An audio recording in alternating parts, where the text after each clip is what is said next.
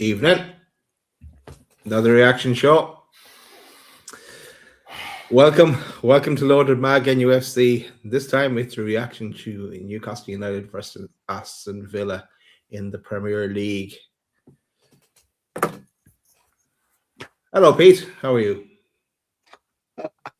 I was a lot better until you clicked that live button, Daz. I'm not going to lie. We're having a bit of fun there. We're trying to avoid talking about the game. Yeah, we had a great chat. Smiles on our faces. Happy as out, not talking about anything football related. And then we click the button and the smiles go away. And it's feels like doom and gloom in the fan base today. I'm sure we'll get on about it all with regards to the game. But yeah, the word I'll use, I feel deflated, if I'm being honest with you. As a fan today, watching that, I just feel deflated for a number of reasons. I'll get into them during the show. But yeah, I feel really, really deflated. I do want to come back to something really quickly just after yourself and Chris come in. So, Chris, how you feeling, fella? Do you know what, Pete? Deflated is the word. You're right. I actually... my friend come round, who's a blue, by the way, the last like 35 minutes of the second half, and we were just talking in general. So I'm keeping an eye on the game and obviously talking to him, and he's talking to my wife Lisa. And you know, like the last 15 minutes of the game, I remember internally just thinking, I'm fed up with footy.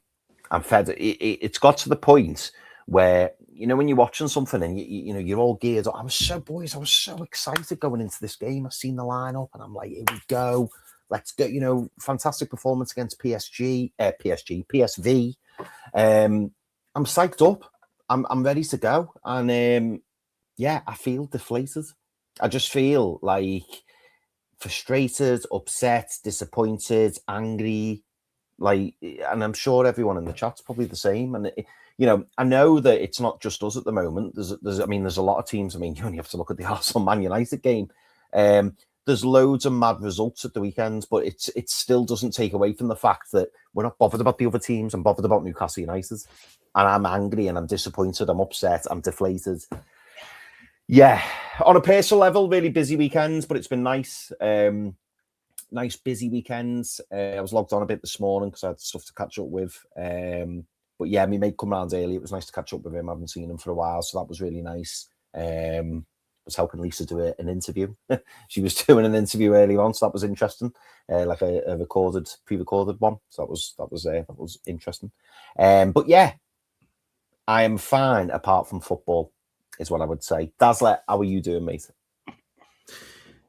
A bit better after hearing from both of you there, because I'm not the only one, and maybe the chatters feel the same. Like, disillusioned with what's going on. Yeah,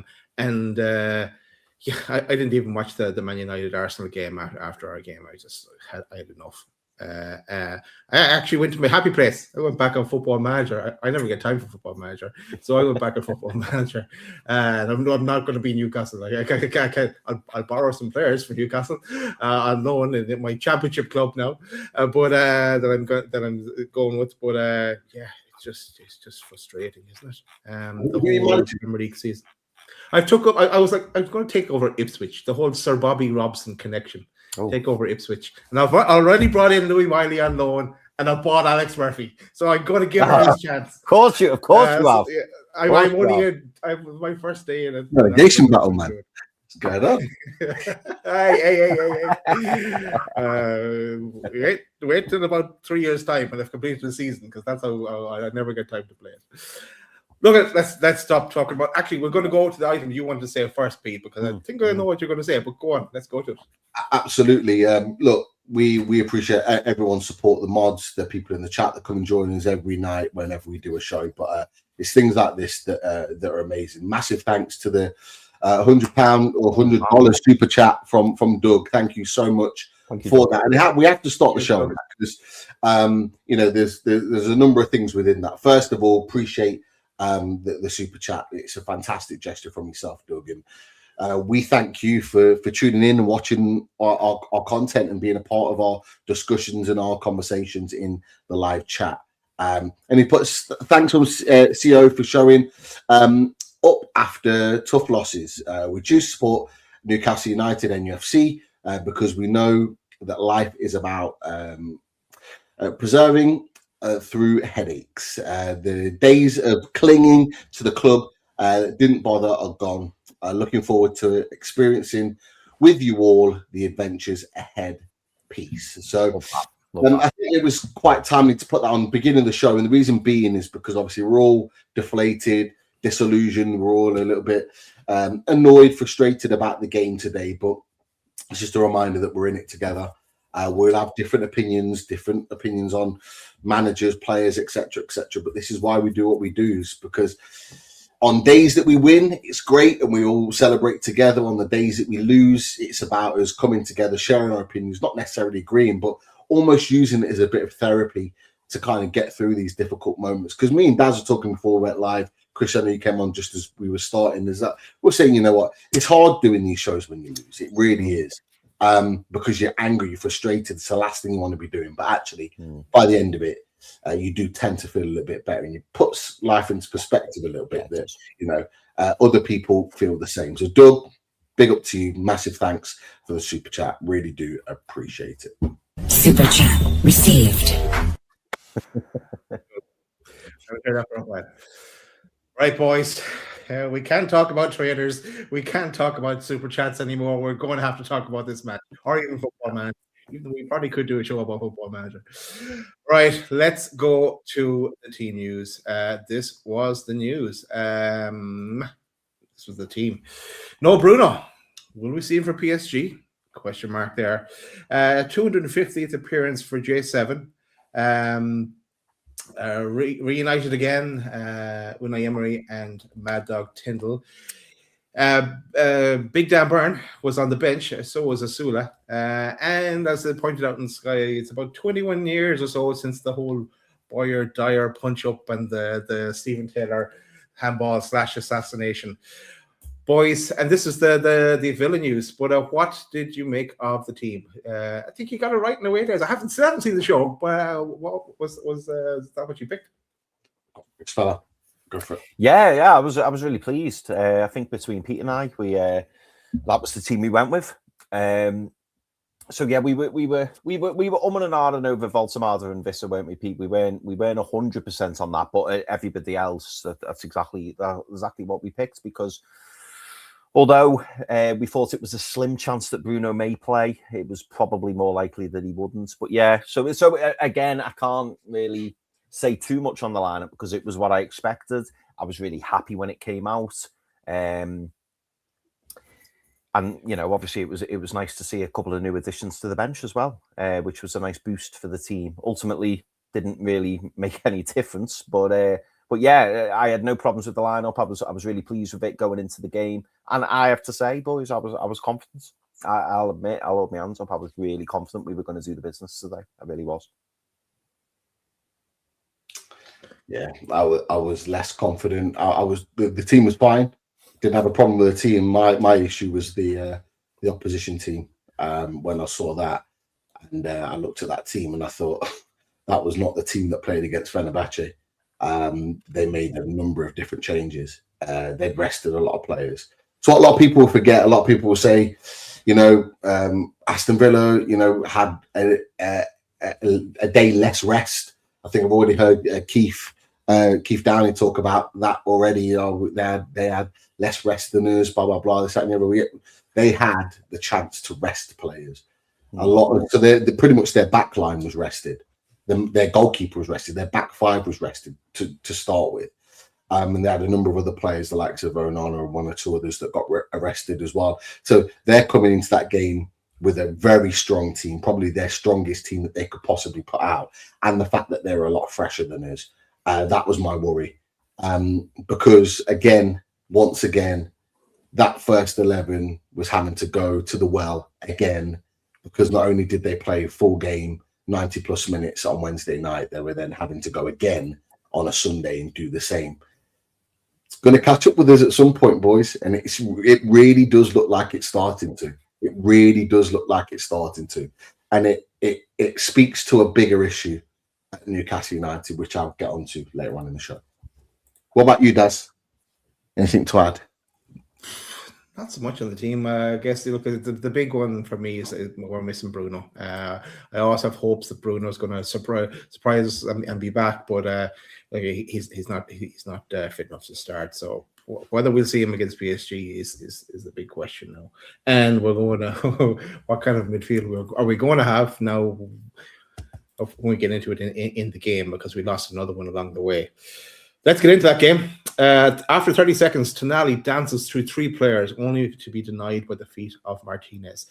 Excellent skill from Sandro Tonali, but so unlucky not to get a goal and kick us off. 4 mats, Pope save from Buendía. 11 mats, great save by Pope again from Watkins as the ball was slipped through by Sancho and evaded Magpies, who just kind of got a slight touch on it. End to end with chances for both sides until in the 18 match, Buendía with a shot from distance. His pass made it as well. So, great pass. Then he put an even better finish to put it in the corner past Popey to make it 1-0 Villa. Thoughts on Buendia's goal, boys? First off, it's a great strike. I have a massive issue about how he's allowed to hit that ball. I've got to say, I thought it was really poor defending from Sandro Tonali. I thought it was awful defending from him. The fact that he's the man marking him, he then lets him drift. He then sees that he's receiving the ball and makes no effort to get close to him to stop that shot. What it then does is pull Sven Botman out of the defensive line, because Sven Botman then has to be the one to get closest to him to try and block that. And he's not going to get there in time because Buendía has already took a touch and is ready to shoot. He's already maneuvered his body to be able to take that shot. Sven Botman was never blocking that ball. But the fact that Sandro Tonali's let him go, I think is criminal. I think it's poor. It's not the first time Sandro Tonali's done it. And this is a big difference in his game, is that normally he would be all action to get back in and do his job. But it's not the first time that he's lost his man and then not made any effort to get back in and win the ball. I thought it was poor. I thought it was really, really poor. Great strike.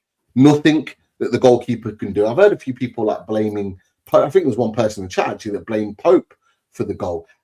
Pope is not responsible either one of those goals. The players in front of him should have been doing their job. In particular, Sandro Tonali should have been doing his job. You see, when the ball landed on the inside of the goal. It literally in the side netting. There was no way any goalkeeper's getting close to that. And Nick Pope's like 6'5", and he was full stretch and was still nowhere near it. Nobody's getting that. It was a great strike, but it should have been stopped. It should have been stopped. Sandro Tonali should have done his job by getting there and making the block, and he did it. It was poor defending. So, yeah, they're 1-0 up. And I was frustrated because really, they shouldn't have been. Because we should have done our jobs better. As simple as that. Chris, how was the Villa's first goal for you? Yeah, I mean, similar to Pete. So I watched the replay, and obviously Sandro Tonali. And the thing that disappoints me with it, actually, Sandro Tonali looks, I think he sees him, but it's almost as if it's like, oh, be all right, or I'll pass him on to someone. What I do want to say though is it is a fantastic strike. It's a fantastic strike. The way he hits it and he gets that, you know where you loft it, so you hit it a certain way, but then you get the dip. So a bit like what Pete just said there, I can't blame Nick Pope in any way for that goal. I'm trying to remember the second goal now, but particularly the first goal, I can't blame Nick Pope for that. So yeah, Sandro Tonali should have been closer. But Pete, as you rightly said, we've said this a couple of times about Sandro, where he's let his man go or he's expecting someone else to pick him up. But it's about taking that ownership and responsibility yourself. But I have to hold my hands up, boys. Sometimes where you see a goal and you just go, great strike. And it kind of fell into that territory for me. Yes, he had the time. Yes, someone should have closed him. But equally, it was a really well-executed strike. So I have to say that. And I I wasn't like overly upset with it because it was just like, you know, sometimes we've just got to sit there and go, like that's a finish. That was a really, really good finish. It was poor. It was disappointing from our perspective, but certainly from Emi Buendia's perspective, it was a really good finish. So yeah, annoying, but it was early on, as Daz has already said. It was early on, so again, I wasn't too disheartened because I thought we can get back into this. But yeah, fair play to Buendia, good strike. Good strike, and you know what? We're going to pause because we said we'd pause when these things happen. Super chat received. Yes. Thank you, Dazzler. Thank you. So we've had a super chat from Benny Boy. Benny Boy, thank you so much for your super chat. Benny Boy says, boys, Villa taught us a lesson how to manage a game. Defending, one-touch passing, actually taking shots and changing systems. They were on a different level to us. What an opportunity blown with brutal fixtures ahead. I struggle to disagree with everything that Benny Boy said there. I mean, Daz, I'll come to you first. What are your thoughts on that from Benny Boy? It feels pretty accurate to me. Yeah, I remember. Was the build up or something, or maybe it was the post match. The pre-match press conference where Eddie says about them shooting from distance, and then he talks about us shooting from distance, and also talks about then Tonali is a good shot in them, and I think that's where I heard it somewhere now. But and because they did have a number of shots from distance today, and they also, when we take a shot from distance, if we ever get around to that, they also have a wall of people in the way, and then opposite when it's the other way around. In some cases in the match, they were kind of encouraging the shooting from distance as well. And because I'll get to it, Pope makes a great save, I think, from Watkins at one stage. The changing of the systems. Yeah, I'm coming up to that a point in the game where I make that suggestion to the boys in the chat of changing the system, and I'll call that out when I said it. But in the timeline, but yeah. Brutal fixtures ahead is right. So Benny Boy's on the money. I can't disagree with that. Pete, just to add into this from Benny Boy, because this is one of my frustrations, although I can understand why some fans do it, particularly after what Daz has said, you know, and the fact that we maybe don't and should take more shots from outside the box. Does it annoy you when you hear fans, not just if you're in the stadium, but when you're watching it on the telly as well, when fans are screaming for players to shoot when they're like 45, 50 yards out? Does that frustrate you a little bit? But also, in terms of what Benny Boy said there about actually taking shots, is that born from frustration from fans because we just don't do it enough? No, I don't get frustrated with fans shouting to shoot in the box. Some of it's kind of in jest as well, particularly when we're winning and we've got other people that you want to score. So we've done it a few times for Miley, Elanga, when we've been comfortable and winning. So I don't see the frustration in it, but in games like today, I think what it tells you is that there's a massive problem in this team. There's no surprise that, you know what's interesting. I think a lot of the journalists are starting to listen to fans now because a lot of their questions are based around what fans are feeling, what fans are thinking. Yeah, and fans have been saying for a long time. We've said it a long time on here. How many times we had conversations about Sandro Tonali? Why is he not shooting? We've had Nick Pope saying he's got the hardest and best shot in the team. We've barely seen him strike a ball. How many times have we seen Miley ping one from distance and put it in the top corner? But when have we seen him shoot recently? We don't. Like, it is a massive problem. Like, it's a massive problem in our team. And it's interesting that the winning goal today effectively was one from outside the box from 20 plus yards that went into the corner of the net. And it just proves a point. And the problem is that it's all right asking players to shoot, but some of these players are not good from distance. Some of these players just can't shoot, and even when they do it, just balloons. There's no quality of technique to some of the players and the way they strike a ball. It is a big problem because what it does, it takes a tool out of your toolbox. It stops you from having that in your back pocket to use at times in the game, and you need that. You need players that can create goals from distance. You look at Morgan Rogers, for example. You look at the amount of points that he's accumulated for Villa on his own, just from taking pop shots outside the area and scoring off the back of it. He's won a significant amount of points for Villa this season that have put them where they needed to be. Buendía has just added to that today. It is a massive, massive problem. But going back to Benny Boy's question, you look at Aston Villa. Aston Villa absolutely taught us a lesson. They taught us a lesson in changing tactic, setting up a team to play a certain way and win comfortably. Now, it's easy to say defending and one-touch passing and stuff when you're 1-0 up, but Aston Villa came with a very clear mindset today. They came to play. They came to come out against Newcastle and make it very difficult. They plan to sit in and they plan to hit us on the transition because they know their counter-attack is one of the best in the Premier League. And they knew and they came to set up and play a certain way. And they absolutely did that. Newcastle United were their own worst enemies at times. Overplaying, giving the ball away cheaply. How many times did we give the ball away cheaply? Trippier did it a few times today. Tonali did it a few times today. Just giving the ball needlessly away. And then all of a sudden, within 2 or 3 seconds, bang, they're already on the counter-attack and they're already ahead of our midfield, which was a big concern. The amount of times it just took one loose ball and bang, you've got Buendía, you've got Rodgers, you've got Tielemans, all bearing down on our defence. And you look behind you on the screen and you've got Sandro Tonali that's meant to be playing the 6, literally trying to sprint to get back in because he's gone too far. Joelinton the same. Miley kind of trundling back, not getting in, or trying to, but not getting in as quickly as he'd need to. It happened far too many times. We are getting sucker punched too easily on this transition. Our transitions are shocking. And the problem is that we spend too long passing the ball side to side. We don't break the lines because we've got no players that are capable of breaking the lines. And we make our own mistakes because of it. It's a big issue. So they knew that they were all vulnerabilities and they took advantage of it. And that's where the goal comes from. And then when they're 1-0 up, you can see it in the second half. They go, break us down. Arms out. Come on, break us down. Because they know we can't. We've been doing it all season. We can't break down low blocks. We're no good at it. And this is it. They just sat back and they went, yeah, come on, come break us down. When we started to put pressure on, what did Unai Emery do? He went, Pau Torres, nah, you're not needed for this.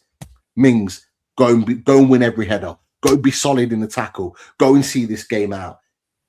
That's what they needed to do. Did we look like breaking them down in any part of that last 20 minutes? No, we didn't. And you gotta praise their manager for that. Unai Emery is a quality manager. He is a top level elite manager. He knows what he's doing. He absolutely knows what he's doing. That one-touch passing and stuff, that happens. We did it at times in the game. That happens. That's just quality players being able to do that. But there's fundamental issues with Newcastle United. And for me, it boils down to the point that I think Newcastle United have been figured out. I think Newcastle United have been figured out. It happens with every team. When you play a certain way for so long, teams will eventually figure it out. And I think Newcastle United have been figured out on how to play. We press and push so high up the pitch that we leave gaps in and behind, and we haven't found a way of stopping that. How many years ago, Chris, were we saying it? We need a midfielder destroyer. We need a midfield destroyer as a number 6, not a Sandro Tonali, just someone that's not attack-minded, that's just going to sit there. It's going to allow those players to go forward and do the business. And we've got a destroyer that sits there and breaks everything up. When you've got fires as your furthest midfielder pressing the forward line, and then they put one pass through the middle, and Sandro Tonali's up with the strikers, how is that a number 6? How does that tactically work? It doesn't work. It works on a high press, but it's a risky system. We need an alternative. We need a different way of playing because we have become easily figured out, and it's going to continue. This is going to continue to happen. I know there's a lot of talking there, but there's a lot of frustration based on that super chat there. It's a great super chat, Benny, and it fits for a wider conversation. But ultimately, we have been figured out at Newcastle United. Eddie Howe's tactic and style has been figured out, and it's time for change. Something needs to change. Otherwise, this type of performance that we've been seeing all season, we're going to see for the second half of the season, and nothing's going to change whatsoever. We might win some games, we might score some goals, but the goals that we're conceding are going to continue to be the same. Spoiler alert, there's some quotes coming and there's not much change coming. Right, let's get into it. For the rest, because then Tonali goes down with an ankle injury. But he looks okay to continue. 26 minutes, J7 takes 2 players out and picks up a yellow. 32 minutes, Buendía with team shot is saved. This kind of linking into a bit what you're saying, people. I wrote down here Tonali and Miley trying to occupy the same position at times. I see Tonali pointing to Miley to move forward, but then again, as you also said, Tonali goes wandering forward himself. 67 minutes, Pope out of his box to clear a breakaway. 41 minutes, and Martínez save from a Miley header. Some half chances for Newcastle, but Villa have been the better side in the half, especially after their goal. They haven't even finished the half yet. This is where I said to you boys then in our chat, we need to go to a 4-2-3-1 at half time here, and with Wisa up top and Nick playing the 10 kind of a role. 46 minutes, Lewis Hall shows his composure in a 2-on-1 situation to bring the ball away. Absolutely class from Lewis Hall again. 49 minutes, Wisa with the team header saved. That brought us to half time on us are 1-0 down. But anything else you want to say about the half? Chris, we'll go to you first. Just frustrating. I mean, the half started really well. I think I messaged you boys, didn't I? Saying, oh, what a start. You know, we really seemed at it. But it was almost as if, and I don't know if you boys felt like this, but it was almost as if Villa lulled us into a false sense of security. And I felt like our heads went down a little bit. Understandably, maybe to a degree, but it was almost as if when Villa went 1-0 up, it felt to me like the players were kind of like, oh, it's gonna be a tough one, this, rather than, you know, kind of being on that front foot and doing something about it to try and get that equaliser. It just felt like heads went down a little bit. I thought you made a really good point, Daz. You know, when you touched on Tonali and Marley, it felt as if they've never played together in that position, you know, in the center of the midfield, because everybody was all over the place. And maybe this is part of the problem. I don't know, because how many times has Eddie Howe come out and said, no, I don't have a number 6, I don't have a number 10, I have 3 number 8s who can all operate in the same system. And it's like, yeah, but this isn't working. Pete mentioned it there. It's not working. There's something evidently wrong with that midfield 3. There really is. And yes, we miss Bruno. Of course we did. Who wouldn't miss Bruno Guimarães? But it did feel like at one point, like the players were just kind of like, oh, you going, oh, my God, oh, what should we do? And how should we? It felt like the plan was not quite there. Touching on the wingers, I felt like, you know, I wanted to see more from Anthony Gordon. I wanted to see more from Harvey Barnes, but that's nothing new. I think I posted, I can't remember, boys, if this was earlier on in the second half or late in the first half, I'm not sure. But Craig Hope mentions, you know, about Vissa being isolated, and he absolutely was. But again, I think a huge part of that, to play in that, is the midfield. The midfield is disjointed. From a defensive point of view, I didn't really have many issues at half-time because, again, I felt like we looked solid for the majority of the first half. Yes, obviously Villa had scored, but, you know, taking into account what we said earlier about Sandro Tonali maybe, you know, passing his man on and not dealing with the issue himself, I thought the back line looked reasonably solid. But as I always do, boys, I always go into the second half with hope. And yeah, you mentioned, didn't you, Dad, about doing a 4-2-3-1? And whilst I would love to see us do a 4-2-3-1, at the same time, I just don't see us doing it. But something needed to be changed. Something needed to be changed up, mate. It absolutely did, and I agree with you on that. And I would love to see Eddie almost do that or adopt it. Pete, you mentioned, I think, in the first half that you were worried about Joelinton, because it was like he was a bit of a loose cannon. So really, that was the opportunity. Bring off Joelinton, tell Miley and Tonali to sit, put Voltemada in the 10, and then have Vissa as your main outlet. Sorry, Pete. No, see, I wasn't calling for Joelinton to come off. Joelinton had lost his head. He'd lost his head early on in that game because Joelinton was the only one doing anything in that midfield, right? He was. Well, he knew his role, didn't he? He knew his role. Yeah, but But this is the frustration, because he's looking around him and he's getting stuck in and he's winning challenges and he's trying to make it difficult for their midfield. He was battling Onana and Tielemans on his own at times. He was the only one that was willing to press high, to get stuck in and actually make a challenge. There's too many of our players that do a lot of the running. I always call it a fake press. They'll do the running like they're getting there, but they don't make the challenge and they don't want to try and win the ball. We saw Gordon do it 2 or 3 times in the first half. Weiss is doing it 2 or 3 times. Even Barnes does it on a couple of occasions. You've got players there that are running to make it look like they're pressing, but they have no intentions of trying to win the ball. Joelinton's doing it all on his own and he's getting frustrated off the back of it, and rightly so. And rightly so. The problem where the 4-2-3-1, and that's for me is what we need to be evolving and transitioning into being, because we're already too easy to play against. The problem is that we don't have potentially the right fit to play as that 2. Joelinton can't play as that 2. He could probably play further forward, but he can't play as one of those 2 in midfield. Miley and Tonali, possibly, but you've got to be able to tell them that they've got to sit as a 2. You only have to watch. You've only got to watch what Tielemans and Onana did today. They absolutely bossed our midfield in that first half. They absolutely ran the show. They made it difficult for us. They were willing to get stuck in. They were brilliant on the transitions, but their use of the ball was really good as well. They didn't even have to play at their maximum. They probably played at a 7, and they were comfortably the better of the midfield. And that's what frustrated Joelinton, because he was willing to go to war against those 2 and really provide a battle, but neither Miley and Tonali were there with him. And it was a big frustration for him.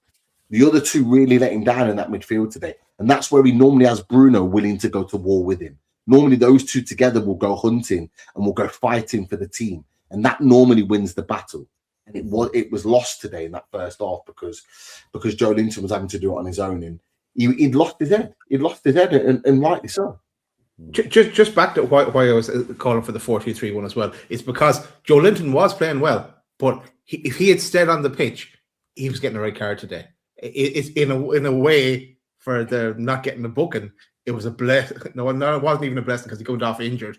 But and with Miley and Tonali kind of wanted to play the same position there, or Tonali wanted to move forward, and Miley kind of wanted to stay back. It would have suited that 4-2-3 and have them to hold it, and obviously they'd bring in Big Nick in, and he could try to. That's his position. He is not a number 9. I keep saying that he's not a number 9, and I get into it. I'm going to move on to the second half because it becomes a bit more evident, because we have that chance then to make that change as we start into that second half. Because J7 goes down with a groin injury. What is Eddie going to be brave here and make that kind of a change? Go gung ho. If we're going to lose, we might as well go down swinging.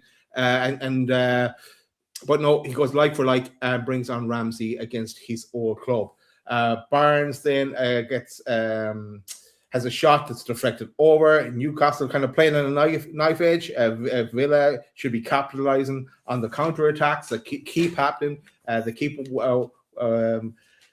breaking away and not actually putting us to the sword. 54 minutes, superb ball from Miley to Trips with the cross, and both Barnes and Gordon failed to connect correctly with that. 55 minutes, Pope save from a Rodgers shot from distance. I have the question then, are Newcastle starting to move up a gear? More last-ditch defending, this time from Malik Chow, as he takes it off the toe of Leon Bailey. 61 minutes. Here we go. This is your chance, Eddie. This is where you always make your subs. Gordon off, Lang on. Barnes will switch over to the left. He takes off Wisa and brings on Nick Faltermaid. For me, game is over then, because Nick Faltermaid cannot play isolated up front, number 9 on his own. So why did he not go to 4-2-3-1 then? And boys, I'm going to let you come in. You want to say anything else at that stage with the subs coming on? I know it's what we call for, lads. I don't expect it. I really don't, and it's beginning to frustrate the hell out of me, because I don't understand it. I don't understand. Like, we were 1-0 down not looking really any likely to score. We need to, if we want to get back in the game, we need to do something different. We need to change it up a little bit. We need to almost play risk football and go for broke. And we don't. Like what in the first half, we were getting loads of balls into the box and Wiesa was nowhere near them. So we needed a physical presence in that box. The smart thing to do, in my opinion, I could be wrong, but this is just my opinion, was to play Nick Voltemade in and around Yoane Wissa to be that target man so he can get balls into the box from all different angles. He can be the target man. Anything that knocked down, and if you count how many times that ball dropped into the middle of their area, either from corners or free kicks or punted balls into the box, and no one was there, that's where you want Yoane Wissa. You say get in and around Nick Voltemade. Anything that's dropping, you're there. To get onto it's risk football. I said it before. I've been watching football since the 90s. Matches have been won or certainly been got back into playing that way. I don't get it. You play the two in midfield, you play a Tonali and a Miley, you maybe sacrifice a Joelinton right at that point, because obviously with his injury, I'd have done it before and just get Nick Voltemade on and go for it. If you're then back in the game or even leading, you can then make your next subs to readjust your team at that point to then be able to go, right, okay, they might put a bit more pressure on us now. Let's readjust the team to make it work. That's when you bring your Ramses on and whatever to play the style that you want to play to be able to see out a game. But at that point, go for broke. We've got nothing to lose. We end up losing anyway. Why not go for it? Why not put it into practice? Why not get Nick Voltemade on the ball? Why not ask a different question of this Aston Villa team? I don't get it. It frustrates the hell out of me. I don't get why we don't try and mix it up and play a little bit different and play a little bit of risk football. Because with risk, there's sometime you get reward. But if we keep playing like this, we're not getting any reward in games like this. Because we're not taking enough risks in game, either with the ball or with our substitutions in change. Chris, will I move on? Carry on, or do you want to come in? I can't disagree with anything you boys have said. Really, I'm on the same page. We've all cried out and called out for change. The frustrating thing is we watch it, don't we? And I think Sophie in the chat put it a little bit earlier on, saying that we've seen this performance about 10 times this season. And this is the frustrating thing. We as a fan base are watching it and thinking, well, something needs to change. You've got to do something a little bit different. You can't just keep going to the same solution all the time. And this is just an ongoing issue that we've had. And I know we'll touch on it at the end because I know there's a few quotes and pictures and stuff that we want to look at, which I'd like to touch on as well. But like Pete, I was not expecting it. Did I think that we should do it? Absolutely. But I didn't for one moment think that Eddie was going to do that. And I think that's where the frustration was. And I can see why you were so passionate about it, Daz, as well, because despite calling for it, you also, I think, felt the same and that you knew it probably wasn't going to happen. And that is the big issue, because if you were to roll the dice, you're 1-0 down, let's try and get an equaliser, try and do something different.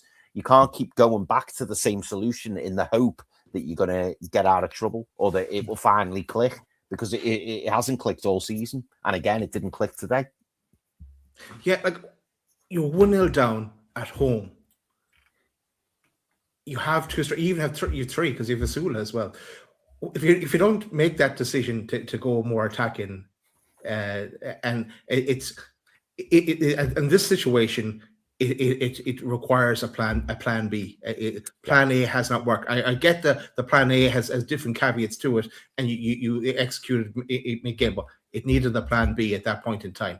And for me, I really don't get Nick Voltemade at Newcastle if he's not going to play a 4-2-3-1 in a way, because he's not a striker. It doesn't make any sense. And for Nick Voltemade's sake, if Eddie Howe is here next year, I think Nick Voltemade should leave. If he's not going to, if he's still going to play a 4-3-3, because he's not playing to his skill set, and we're not making the best use out of him. And it's never going to work in the way we're set up now. Then I think carry on. like Pete said, we've been found out. We've very much been found out, and something needs to change. But it seems like Eddie is unwilling to do that. We all had then a little prayer for Martinez as he takes the floor while collecting a corner. The shithousery, he is the king of shithousery, in fairness. Injury mats, Tonali's off, Willock on. Oh, here we go, saviour. But no, not to be. 86 minutes, a Pope save from a Watkins shot from distance as we give the ball away.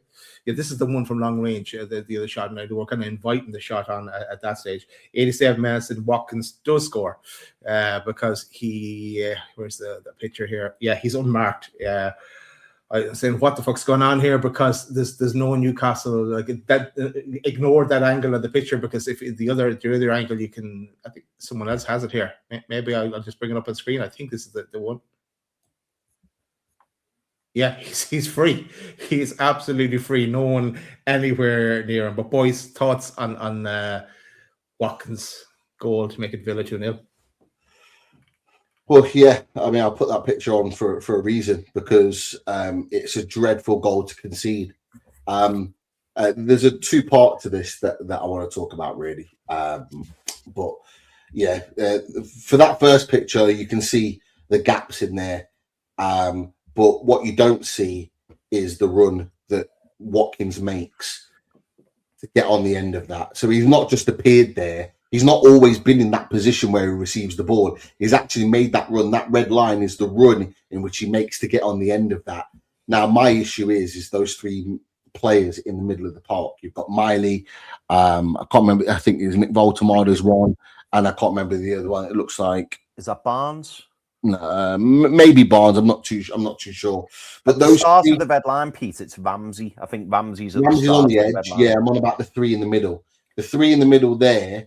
Some people might point the finger at Botman with regards to that. This is not on Botman, because the run is made from the edge of the area into the box. How any one of those midfielders or sort of further forward attacking players have not seen that run is ridiculous. And you've even got there, I think that's Konza. If Watkins doesn't get on the end of it, Konza's there to tap it in. Like it's absolutely dreadful defending. And this has become a theme with Newcastle United this season: not following their men, not tracking runners, not looking what's going on around them. So many of the players in this team have been guilty of it this season, in that we've conceded goals or big chances off the back of just not following men, just not doing your job. They're all focused on what they want to do with the ball at their feet, but they're not focused on who's around them, what runs are being made. It wasn't even a difficult run. It was literally a straight line run, but nobody picks him up, and it's a header in. Again, the comment from earlier on in the show, I don't know how that can be Pope's fault. It just can't be. He nearly tries to get someone on it to save it. I think he just, unfortunately for him, goes in between his legs. And at that point, it's game over, and it's frustrating for a couple of reasons. One, because Ollie Watkins scores, and two is because I don't think those centre-back defenders, Botman and Chow, deserved that. They did not deserve to concede a goal like that, because I actually thought that Botman and Chow, in particular Sven Botman, was brilliant today. And I think they marshalled Ollie Watkins really, really well. He had hardly anything in that game because of how well they defended. And it's really harsh on them to concede a goal like that. But it's not even really their fault. It's the midfielders that are not tracking runners into the box and not following their men and doing their defensive duties. It's a big problem. You look at Jacob Ramsey, you look at Joelinton, you look at Bruno Guimarães, you look at Joe Willock, right? All of those players are attack-minded players. Not any of those have got a defensive mind in their head. You could even really throw to a point in there Sandro Tonali, because his marking's not the best either. He's a good recovery runner, and he'll run with the guy and stay with him, but he's not that defensively minded. But we've got a load of midfielders in there, and majority of them are not defensively minded, and they don't look at tracking men, stopping runs. They don't do that nasty part of the game, the bit that players probably don't want to do. And that's the big frustration. But I'll talk on the other bit after that. But yeah, just a poor goal overall to concede. Your thoughts on Villa's second goal, Chris? Yeah, so long crossfield ball for Morgan Rogers. Ball switched over to the other side of the pitch. I forget who the player was who whipped the ball in. I think it was Luca Dean, I want to say. Yeah, Dean. Yeah. Far too much time in order to whip that ball in. But as Pete already mentioned, the ball gets looped in and it's the players that are diving into the box. But it goes back to what we've just been saying about the central midfielders. They're not tracking the runs. I've heard people mentioning Botman, like Pete said. I also heard people blaming Lewis Hall. And I'm thinking, Lewis Hall is on the right winger. The player's behind him. So Lewis Hall's watching the run of the player behind him. So I don't necessarily, people could argue maybe Lewis Hall could go drift more into the box. But if you've got two players arriving in Ollie Watkins and Ezri Konsa, who's following them? Because they've come from somewhere. And Pete's picture, describes it really, really well. Because those players are running into the box to try and attack the ball and get on the end of it. Our players aren't equally doing exactly the same thing to try and defend the ball and get it out. And yeah, I don't think Nick Pope's at fault at all for the goal whatsoever. I think he tries to do his best with it. But yeah, it's that midfield. But you could argue, boys, and I don't know whether I'm going down a rabbit hole here, but you could argue, is this something that's been built into the team? Because at that point, we had Joe Willock on the pitch. We had Jacob Ramsey on the pitch. It was almost a brand new midfield three. I think Louis Marley was still on there. But, and Nick Valtemada, he was one of the players, so he's come on. So it's not like they've just played 87 minutes and they're all shattered. They should be able to make that recovery run. But it leaves me asking the question, are these players, not being told to do that? Or are they being told, or are they not concentrating? Are they not doing what Eddie's asking them to do? Is that heart there? Is that desire not there? Because you know yourself, boys, when you play footy, whether it be 5-a-side, 6-a-side, 11-a-side, you follow your man. You don't just leave him and just hope and go, oh, hopefully one of the defenders will pick him up. You follow your man. You don't just leave them. And this is what's really, really frustrating about it, because as Pete Timmins showed there's two players waiting, not one, but two. And it's not the most fantastic. I'm not taking anything away from Luca Dean, but it's not the most fantastic ball. He just loops it over, and he's got two players waiting there, just free, to have a shot at goal. And it feels just like schoolboy errors. It really, really does. It's not that goal was so preventable, and it's not difficult to defend that goal. But you've got to mark your men. You've got to follow the run. You can't just let them go into the box and just hope that Nick Pope's going to come out and claim it, or the player will mishit it, or you can't keep hoping that. And for a team who, we've spoken about it on the channel, have got like a low XG in terms of conceding chances. God knows how when you're doing stuff like that, it's not good enough. It really isn't good enough. And then as Pete put in the chat, it's game over. It's game over at that point. The game's done. So yeah, incredibly disappointing, and it's something that is so preventable. I'm going to move on. Go on, Pete. Quickly before you move on. This from Mike is absolute nonsense. It's absolute nonsense, right? Coming on and putting a comment like that, right? Have you not listened to anything that we've said in the 50 minutes that we've been on the show? We've talked about the players that are starting. We're talking about formation. We're talking about choice of subs. We're talking about tactical setup. These are all things that we've already highlighted and pinpointed towards the manager, right? So we're saying that the manager's not perfect here, and the manager is responsible for some of these things. So how is that in any way happy clapping? I hate this term happy clapping. This is ridiculous, right? I just don't spout my mouth off every day shouting Eddie Howe out, right? Just because I don't do that, it means that I'm a happy clapper. No, I want my team to win. I want my team to play well. I want my team to be set up right. If it's Eddie Howe's fault, I will say it's Eddie Howe's fault. Just because I don't ask for him to be sacked every 5 minutes doesn't mean that I'm a happy clapper, right? And it doesn't mean that we're happy clappers. We will call out when things are not good. We will call out when subs are not right. We'll call out when tactical setups are not okay. But just because we don't call out Eddie Howe to be sacked every 5 seconds doesn't mean that we're a happy clapper or happy clapper channels. We're far from that, whatever that means, by the way. Eddie Howe right, isn't going anywhere. So what's the point of wasting our energy on it? We've said this for months now. He will be in charge until minimum the summer, regardless. So why waste our energy on it? What is putting Eddie Howe out in a chat or us saying it on a live or putting it on socials going to do? He doesn't even read social media. It doesn't matter, right? We can still be annoyed at the things that he does, and there are lots of things that to be frustrated about, but we choose to do it in a way that is actually more reflective of the team's performance game to game, right? And this is what we do. This is the part of having a match reaction and talking about this stuff, right? There's a level to what we want to discuss on here, not just going Eddie Howe out, right? It's just nonsense, right? Eddie Howe will leave the club at some point. We've already said it. Most likely in the summer, right? When England have been knocked out of the World Cup, probably, hopefully not, but probably, right? He will probably take that role. If not, and I'm putting it out there now, if not, he'll probably end up at a team like Man United, right? Who I wouldn't be surprised that they come and take him in the summer, right? And then it's a case of, can we get a manager that can take us on to the next level? But I hope you hold that new manager to the same high standards that you've held Eddie Howe, or trophy-winning Eddie Howe, or effectively club-saving Eddie Howe that came in on the back of that, right? Let's hope that you hold the manager to the same standards that comes in after Eddie Howe in exactly the same way. Because I will, because I've been doing it. I'm not just shouting Eddie Howe out for no nonsense reason. I'm doing it. I'm doing it in a constructive way. I'm talking about tactics, subs, and general performance. So to say that comment, I think, is absolute nonsense. No, do you know what, Pete? I agree. I wouldn't. We're 53 minutes in.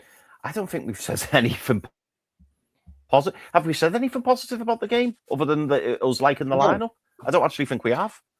No. And if the last bit I was going to say, as we got to full time, was I think Eddie Howe is at fault for not going to a 4-2-3-1 and going to a complete plan B. Today's game at home, 1-0 down, required us to go to a plan B. Not all every situation, but today that needed to be done, and it wasn't done.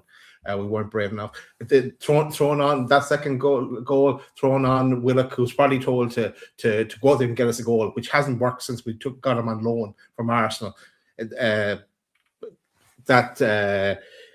Leaving it that late to try and roll the dice. The better option of rolling the dice was going with Nick Faltermada and Wisa on the pitch at the same time. So I think not all the blame, but some of the blame goes to Eddie Howe for me for not making that change today. Absolutely, but we've already highlighted that. We've already talked about his choice of subs, his choice of setup, everything that we've talked about in that game. At no point was any of that positive. It was all negative, and it all literally pointed the finger to Eddie Howe. But because we're not shouting Eddie Howe out, right, it seems like that we're just accepting it. We are not accepting it, far from it. What we have seen this season has not been good enough. It hasn't. In any other season, right, where teams would have actually been playing all right, would have been sitting in the bottom half of the table, and we nearly are right now. This has been a bad season in the Premier League for Newcastle United. It's been a poor showing. It just so happens that everyone else around us has also been inconsistent and poor as well. So it gives us a fighting chance. And look, sorry to take the chat off. Look, we're all pissed off here. We are, mate. We're all annoyed. We're all frustrated. Every single one of us in the chat.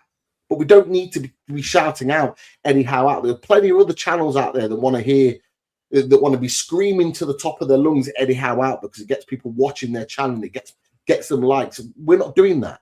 We'd like to stay balanced in a sense as much as we can be, right? We're not doing it for reactions and to go viral. We're doing it because we're Newcastle fans and we just generally want to talk about the club, good, bad, or indifferent. This is what we're doing. So you're not going to hear like Eddie Howe out, get him out of our club, all this nonsense. Eddie Howe will leave when he leaves. If it's not the summer, it'll probably be the year after that. Like he'll be gone at some point, right? So all those Eddie Howe outers will be very happy with what happens at that point. But I just hope that those people that want him out so desperately will hold our next manager to the same high standards and the same high standards that they've set Eddie Howe this season. And just remember what Eddie Howe's created on the fact of him leaving the club, right? Because it's very hard to get to those positions that he's taken us to. It's even harder for that next manager to take us to that next step. It's even harder to do that. Many a club around us, Man City, Chelsea, just to give out two, have gone through multiple managers to make that next step. Multiple managers. Spent millions doing it. It is not easy. It is not easy. And that's not that's not me sticking up for Eddie Howe, by the way. I'm just talking. We want to be the best club in the world, like our owners keep telling us to. Those steps are incremental and they take years to make. They are not a quick fix. They're not a one summer complete turnaround.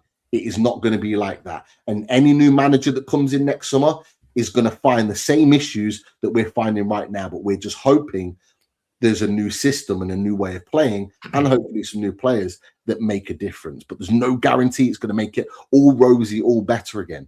There's no guarantee that's going to be the case. And I think people need to think about this. There's no manager that's just going to come in and make it magically better. Things will take time, and we need to be prepared for that. Absolutely. I was just going to say that to add to what you were saying, Pete. It's a different climate now than it was to when Chelsea were the taken over and the riches that they had, and also with Man City. It's a different PSR world or squad cost ratio world we live in now to make it more difficult for whoever is to come in or remain going forward. Maybe we'll go to, I think there's a few more super chats. Maybe we'll go to that first. Super chat received. There absolutely is, mate. And do us a favour, boys, when I'm in the star comments, just keep a lookout for any other questions, because I always end up in the in the star chat. And we might get some really good questions coming in, so keep a lookout for me just in case there's any good ones coming in. But yeah, Checkmeister, thank you so much for the super chat. And Checkmeister says, Eddie, we have the players we have comment is very concerning, guys. It's negligence not to add this month. The summer window has really set us back. What are your thoughts on this? And apologies. Well, I say apologies. We've had a super chat, and Checkmeister, thank you so much for this. But Pete, I know you mentioned earlier on in our chat about comments that Eddie Howe made post match. I believe that was one of them, wasn't it? Yeah, well, I think you put it in our chat, but I'd already put it into this chat in preparation for it. So Keith Downey tweeted out after the game in the press conference, and he asked Eddie Howe whether we need creative players like Morgan Rogers and Emiliano Buendía, who were both played very well today. And his response was this. He said, we have the players that we have, and we need to find a solution with those players. There's no point in me thinking we need another type of player at this point, because it's not going to happen. The chance we have to change the squad is in the summer. So it's about getting the best out of the players that we have. And I think that's probably the thing that, deflated me the most. Obviously, I was already gutted about the game, but then to hear that, it's, it made me think a couple of things. It's just a case of, we know that there's no players coming in between now and the end of the window. We kind of had that feeling anyway. Eddie Howe's almost confirmed it with those comments. What was not said with those comments as well, because I did listen to the press conference after the game, and that he did make an acknowledgement that we do need those kind of players. He didn't shirk it. He didn't at all shirk the question. He said, yeah, there's an argument that we do, but he's almost saying there's nothing we can do about it now, because the players that he would probably want to bring in and the club would want to bring in aren't available now, and the summer's the next chance to turn that around. I would disagree. I've said to you boys before, I think we need to be looking at the loan market. We only need to look at what Villa did last January when they brought in Marcus Rashford and Marco Asensio.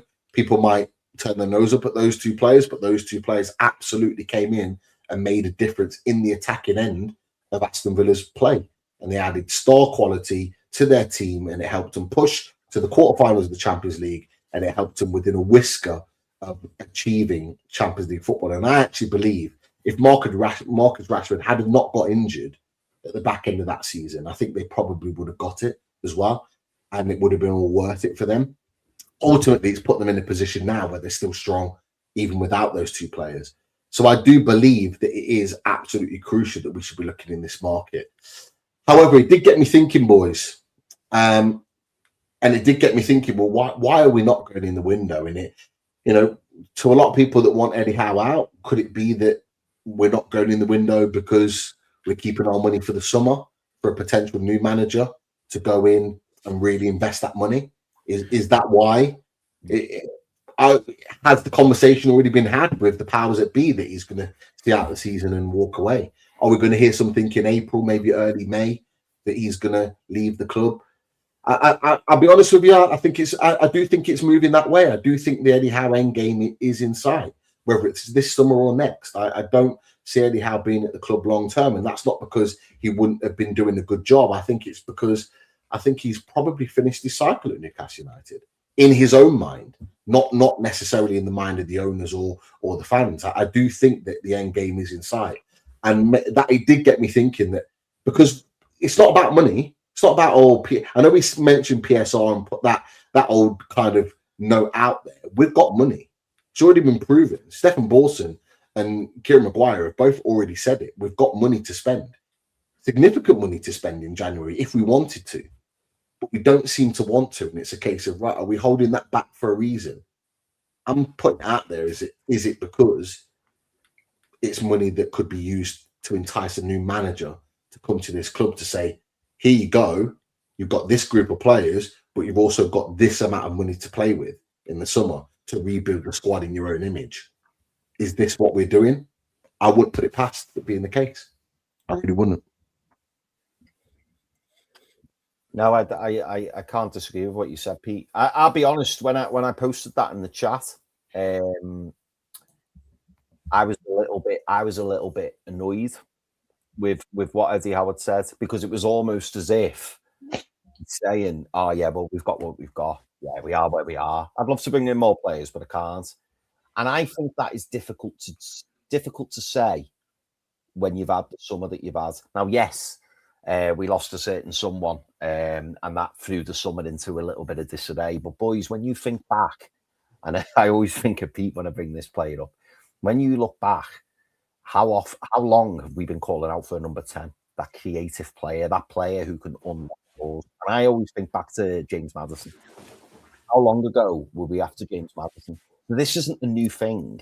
This isn't something where, and the reason why it annoyed me a little bit is because of the way that Eddie Howe has responded to it. It's almost as if, well, my hands are tied, what do you want me to do?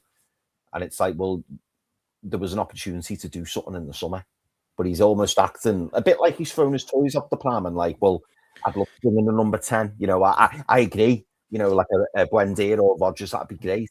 And it's like, well, that's what we needed in the summer. And, you know, we've been talking about this for a long, long time. This is nothing new. We've been talking about this for a long, long time. So for him to come out and say that, because if he came out today and he said, you know, I still believe in what I'm doing. I still want to, you know, keep on. You know, we don't necessarily, because we've heard that in the past, boys. We've heard in the past, we don't need a number 10. You know, we need players who can play in multiple positions and all that jazz. That wasn't what we've heard in previous windows.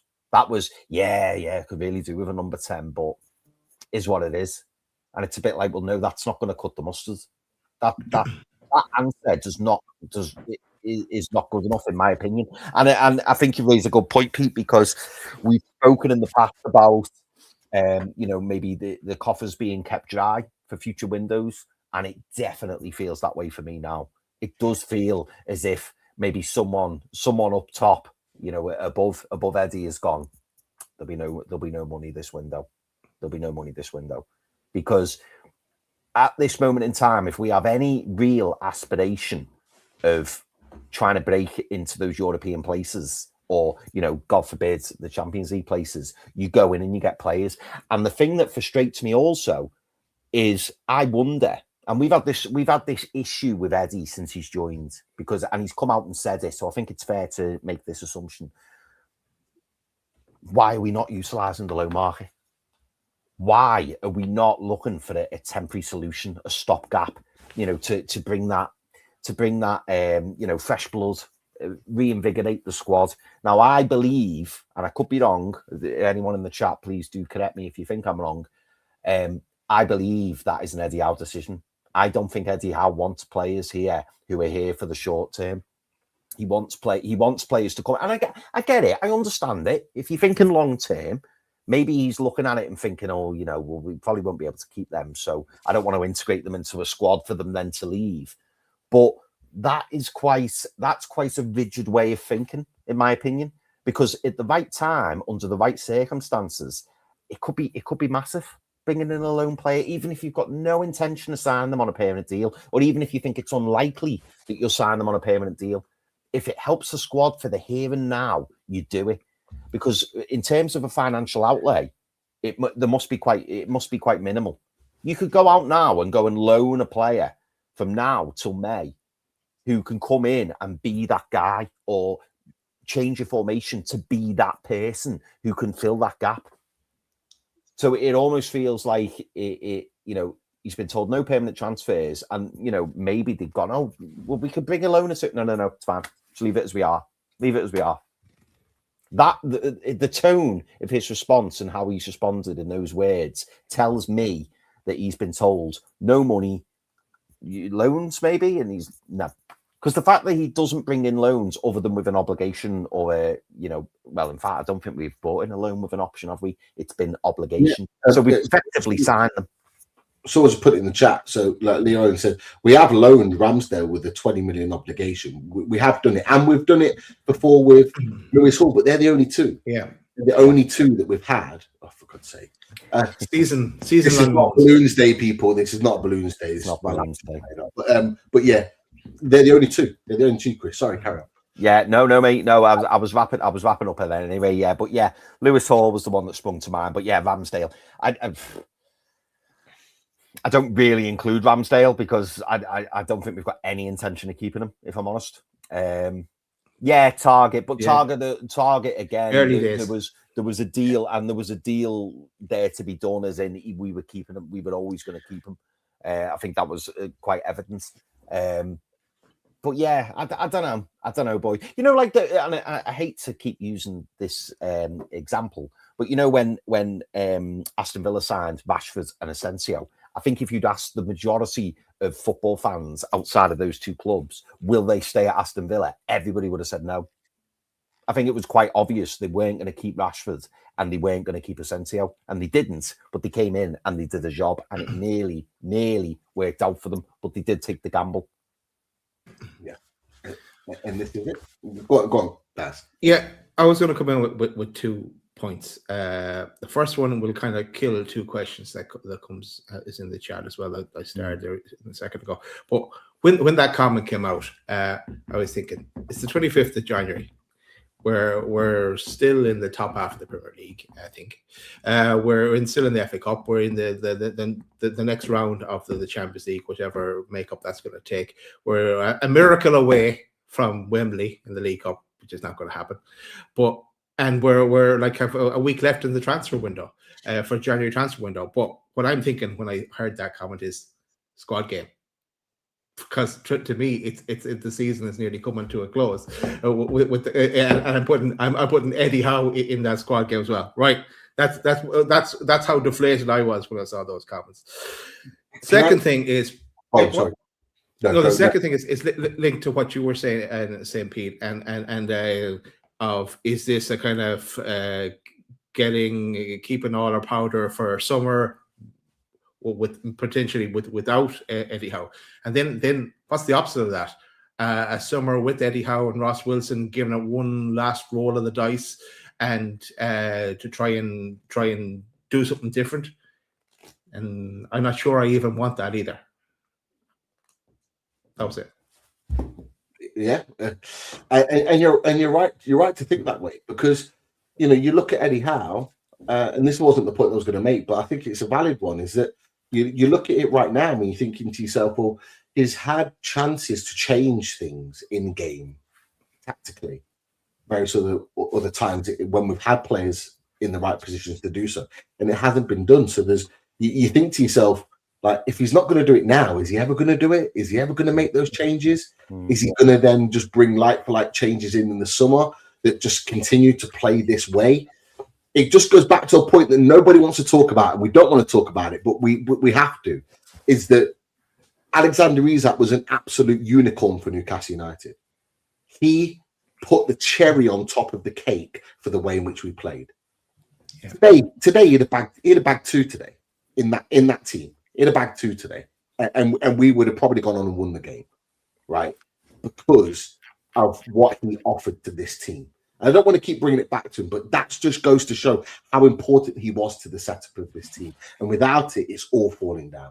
It's all falling down. The other point I wanted to mention is on the back of that second goal that we've just talked about before the end of the game. And I tweeted it out after the game, and this is part of the issue, is that Lewis Hall plays a very tired pass back into midfield, and it's a poor pass. Because beyond the midfielder, they're on the counter-attack, it breaks for a corner, they then recycle the ball, score the goal off the back of it. So it's not on Lewis Hall, and I'm not blaming him for it. But about 30 seconds before that pass is made, I look at him making a defensive run back. I think we win the ball, and we're back on the transition up the pitch. And I'm looking at him on screen, and I'm looking at him, I'm thinking, you look dead on your feet. You look absolutely shattered. And that tired pass that happens like 20 seconds later is absolutely, right, part of our problem this month. If we don't go and sign a defender to back him up, we are neglecting this football team. And I don't want to hear, and it's going to happen because Eddie Howe's already said we're not going to sign. I don't want to hear this talk of Burn playing left back. None of us want it. None of us want it. But the reality is that he is going to have to play there. And that's even more of a deflating feeling for me. Because Lewis Hall can't play 90 plus minutes every 3 days.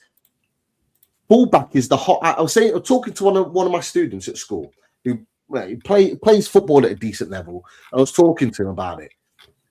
Fullback is the hardest position and the most important position to play on the football pitch now in modern football. In modern football, fullbacks are absolutely crucial. We've already seen that. You look at Tino and Hall coming back in against Man City, the way it changed the outlook of our team. But you can't have a Lewis Hall playing at 75, 80% every 3 days, because that's where he'll be now. He looked dead on his feet after that, and then he's got to go do that 3 days later away at the Parc des Princes. Jesus, man. Is an injury waiting to happen. And if that happens and we don't sign a left back and we have to go with Burn at left back, and then something happens to Botman, and then we're in a position where we're screwed because we haven't got a centre back and we haven't got a left back and we're having to make shift, that's on the club. That is on the club, and it's on the manager for not strengthening the team. It will be an absolute criminal situation if that happens. And with the games that we've got coming up, we've already talked about them, a nightmare run of fixtures. It is negligence that we are not looking to sign players this month. And that goes into a wider conversation. It is ridiculous that we are not looking to sign players. This is not us ranting. This is a reality of the situation, right? And Genius has just put Alex Murphy is there. He is absolutely there. But would we even be having that conversation on a real one? I know we banter with Alex Murphy. We go back and forth. But on a real one, it is absolutely clear as day to me that Eddie Howe does not rate Alex Murphy or think that he's ready to play first-team football for Newcastle United. Because if he was, he'd be playing more often now. He'd be giving Lewis Hall a rest. There's a couple of people that mentioned it after the game Wednesday. That game was done and dusted quite early on. That was your time to take Lewis Hall off and give him a run out. Give him a few minutes, 10 minutes. And he didn't. The guy doesn't trust him. I'm sorry. He doesn't trust Free him. Alex Murphy. Well, yeah. I mean, look, we've just done it with a couple of other young lads. Ben Parkinson, Heffernan. They've both left on permanent moves. They've moved him on to give him a chance of playing regular football. If he doesn't trust him, move him on. You're right. But it's keeping him for numbers. It's keeping him for numbers when we are at our bare bones. And even at our bare bones early on in the season, Fulham quarterfinals, he only really got on and played the last few minutes of the game. Doesn't trust him. So for me, I'm looking at it and I'm thinking he doesn't trust him. So I don't even count him in my thinking. And it's really harsh and horrible to think and to say it, but I don't count him in my thinking because Eddie Howe clearly doesn't. But he's never given him a chance, apart from a couple of minutes at Chelsea. He's never. I don't see what's the point of having him on the bench. He's just riding the bench the whole time. I agree. Give him a few minutes. Put someone else on the bench, or else send him on loan. It's just halting his development as well. I agree. But this is why we need to go out and sign somebody, and this is it. Like I'm talking.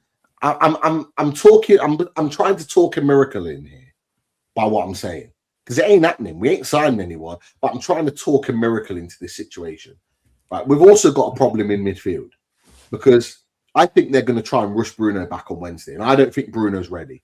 Right? You don't. If anybody that's watching this show, either on social, we've got nearly 800 people watching now on both platforms, on X and YouTube. If you're coming onto YouTube, give us a like. Do all that good stuff. Great comments in the chat. Great conversation. This is what this show is all about. Right, you're looking at this situation, and we've got Bruno Guimarães. If you've ever rolled your ankle, you know the swelling takes a good 4 or 5 days to go down completely. So there's a likelihood if he plays on Wednesday, he's playing with an injection, which is equally a big risk. Right, he shouldn't really be ready for Wednesday. I didn't expect him to play today either. Right, but with Joelinton getting injured with his groin. And we know what his groin was like before and how bad he was playing with that groin injury before we rested him. You've then got two of your main three midfielders that are either not 100% or just not fit. So then you're going into that with Louis Miley having to play midfield, which is fine, but it takes away the option at right back. So you know Trippier's playing there. And I have to be honest, lads, we haven't talked about it. Trippier was not good today. No. He was not good today. He was bad, very bad. He looked like he was way past it today. Not a good performance. But you've got nobody else. So you've got Trippier that's then going to have to play. You've got Miley that's then going to have to play midfield. And then you've got one of Jacob Ramsey or Willock that's going to go and play alongside him. Let's say Jacob Ramsey. So you've got a midfield of Tonali, Miley, and Jacob Ramsey. The three of them haven't played with any fluidity. They've then got to go to the Champions League holders in their own patch who are going to play a full-stroke team. And we're expecting them to go win us the game. We're then hanging on to a miracle, and then we're going to have to go and do that 3 days later, away at Anfield, right? And we're not looking to get anybody in, not even on loan, an experienced head. This team needs that right now. It needs a couple of experienced heads, right, that play for top teams on the fringes that could come in and do a job for 6 months. I keep going back to it. We are neglecting Newcastle United as a squad of players if we don't go and sign. It's crazy. It is absolutely wild that we're not doing this. It's wild. Look at the championship season under Rafa when we brought in Daryl Murphy. Came in, did a job. We ain't going to sign him. Came in and did the job. Needs must, Chris. Needs must. We can't just. We are. If this club, right? And I've got to put Ross Wilson in this and the owners alongside Eddie Howe. I've got to put them all in this because they're all responsible, right?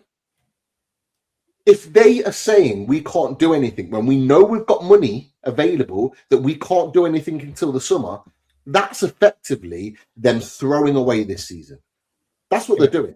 They're throwing away our chances of Champions League football, which we weren't far away from up until this weekend. They're throwing away our chances of Champions League football, and they're potentially throwing away any chance of getting European football. They are basically doing what a lot of clubs have done in the years and just throwing away the season to go, nope, we're going to rebuild in the summer. We're going to start all over again. So how does that make us feel as fans, knowing that this second half of the season is just going to be a season riding out? It doesn't fill us with much confidence, but they want us to back the team regardlessly, week in, week out. They're not giving us any hope or any reason to believe that they want to turn this season around. Now, it goes back to another point that I was going to make. And I've had a lot of points today, but I'm really frustrated about what I'm seeing on and off the club, on and off the pitch with this club at the moment. It wasn't long ago that Mirdad Gudusi said to us, that we are going to strengthen as much as we can to the maximum of every penny available in every single window. That's what we were told, right? And I know he's not been around for a year and a half, but that's what we were told, that the club and the owners had that mentality. We're going to strengthen in every window possible because we want to maximize the best possible opportunity for this club. If we're throwing 6 months away, we could end up mid-table, out of Europe again, and we go back to being Eddie Howe's yo-yo Newcastle United team. Because I'm sick and tired of this mentality, right, of getting into Europe and having a great season and then tailing off because we can't manage European football. It's an excuse. It's a load of rubbish, right? Everyone else has had to play every 3 days. Villa have had to play every 3-4 days, right? Man City have had to. Chelsea have had to. Liverpool have had to. Arsenal have had to. They're managing it better than us. This will be the second season where we're failing to manage European football. It's not an excuse that the players are too tired. It's not an excuse, right? Nope.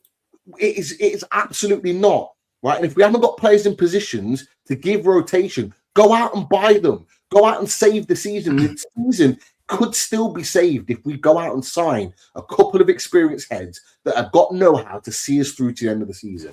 And we could still save it. We could still get European football. We could still ensure that we're at least playing European football back-to-back seasons in whatever competition. But if we're not signing, we're basically throwing this away. And I'm not okay with that. And that's not just at Eddie Howe, that's at the owners as well. That's on both. That's on the owners, that's on Ross Wilson, that's on David Hopkins, right? Hopkinson, because he talks a good game, but I want him to back this up. He's talking about we want to be Project 2030 and we want to be where we want to be. I want to see it. I want to see it in action. I'm sick of people at this club higher up above Eddie Howe that just do a lot of talking. I need to see action. I'm not seeing it. I'm not seeing action from the hierarchy, and I'm not seeing it from our owners. Go put your money down and go sign a couple of players before the end of this window, and let's try save this season. Because I tell you what, this current squad of players will barely get us through February, let alone the end of the season. And the only way we'd even survive to the end of the season is if we get knocked out of the Champions League and if we get knocked out by Aston Villa in the FA Cup. So we're back to 1 game a week. That's the only way we're going to do it. And what's that to our future? What does that say to any potential signing coming in at Newcastle United? Oh, we're going to struggle in Europe and then we're going to go out a load of competitions, but we'll get back to 1 game a week and we'll start playing well again. What's that for motivation for anyone coming to this club? Yasser as well with his we want to be number one, but linking to the way that kind of Eddie Howe seems to be kind of accepting that this is what's going to happen in January, or nothing's going to happen in January. Has he been given some kind of reassurances that he's here regardless next season? Who, Eddie? Yeah. Like why is he not like behind? We don't know what's going on behind the scenes. Of course, he's not throwing the dummy out of the pram like Glasner, of course. But why is he so accepting of nothing's going to happen in January and like not crying out for loans or even making that point in the media as well? I know he doesn't he's talking in the media, but. Is it a case that he's regardless of how the season ends up that he knows he's going to be here? This is what makes he's willing to wait for the summer and those changes. This is what makes me think that there is a bit of an impasse between the Bulls and Eddie Howe in terms of I think the Bulls may have said to Eddie Howe, "You're not getting any permanent players, but you may be able to get some loans," and he said, "Don't want any loans," because to me. It's minimal risk for maximum outlay by getting in a loan signing, but we know Eddie Howe does not do loan signings. He doesn't do players on a temporary basis, and I don't see why this ownership would not let him do some loan deals. I don't see why, because the outlay is minimal. That's what makes me think, and that's why in the words that he said in his post-match statements, as in. We are where we are. We've got what we've got. It almost sounded a bit bullish to me in the sense that he's, they've had a conversation over it and they've kind of come to an agreement. I just cannot see this board saying no permanent signings, no loans. I just can't see it.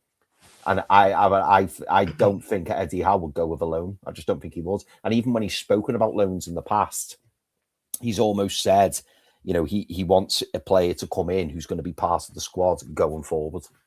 I could be wrong, but hang on. There's a point about loans, and a couple of people have mentioned it. Is that the only problem with your loans is that you can't. There's no amortization on it. You pay in the full whack, and it goes straight to PSR. But there's still loans out there that you could do. There's not crazy loans where you're paying 10 or 15 million fee. There's other loans like we paid for Ramsdale, where it's like a 4 million fee, or even less than that for the season, and you're covering a percentage of the wages. There's still loans out there that you could get that wouldn't massively hit the PSR bracket in terms of what we're working with here.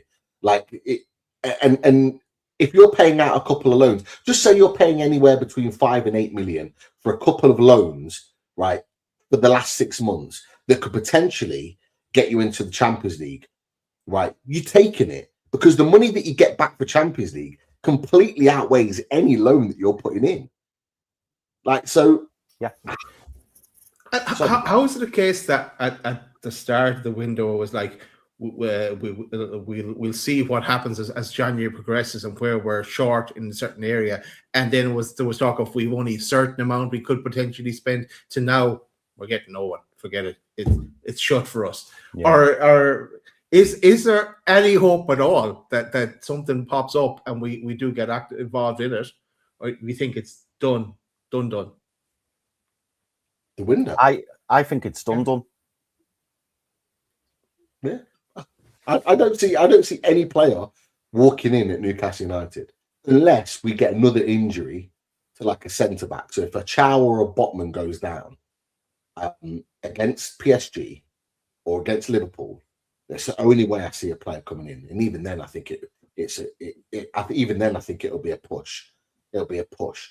And someone's put on the comments on there that apparently we'd made multiple attempts to get Keith Smith from Aidan Atmore, and Fabrizio Romano did say that as a potential option. But this is part of the problem, is that we literally have a list of like one player for each position. Like, that should never be the case. We should have multiple players in multiple positions that we go for. So if a Keith Smith's not available, it's okay, who's next on the list? Who's next that's available that we go and get? Who's available? I'm telling you, there are players available in January. I don't buy this. Oh, there's no value in January. There is absolutely value in January if you are smart and you do your due diligence well before the window opens. There is absolutely business to be done in this month where you could get players in that could change your season, because we've seen it all the way through. We've seen it all the way through with multiple teams where they've signed good players, right? There is absolutely value in this window. And we should be a team that's got money behind us that should be asking the questions of these players and these clubs to go, we want your player. We've got Champions League, playoffs, etc., that you could be a part of. Get involved. That's what we should be doing. We should be saying we've still got FA Cup to fight for. We've still got Premier League to fight for. We're still in the Champions League, could be getting into the round of 16. So you could have got the Champions League to play in as well. That we should be enticing these players in to the club, not tentatively asking, oh, how much is it going to be? Or what's your wages like? We should be going, no, let's go get the player. We want you. Let's go. Make it work. We should be maximizing our potential constantly. Yeah. And if it doesn't work, you get to the summer and you go, right, any takers for Gordon? 70 mil, 75, 80, off you go. We start again. Any takers for Sandro? Off. There you go. Off again. And we start again. Because I tell you what, that's what Villa have done. Villa did that with Douglas Luiz. They did that with John Duran. Right? They sold their best performing players at that time and they kept it moving. We need to do the same. Yeah. We do. We absolutely do. We've tried the hoarding all players and not allowing them to leave. And then look what happened to Isak in the summer. And look what we had to be put through as a fan base off the back of that. We need to keep it moving. Keep it moving. Players are going to leave Newcastle United. I said to you boys, I feel totally different now about our players and losing players at Newcastle United. I'm not mad about it anymore. I'm not. If players want to leave, let's move them on. Gordon, keep it rolling. Let's go and get a new, young, hungry tiger in to do the business. Sandro, if you want to go back to Italy, go.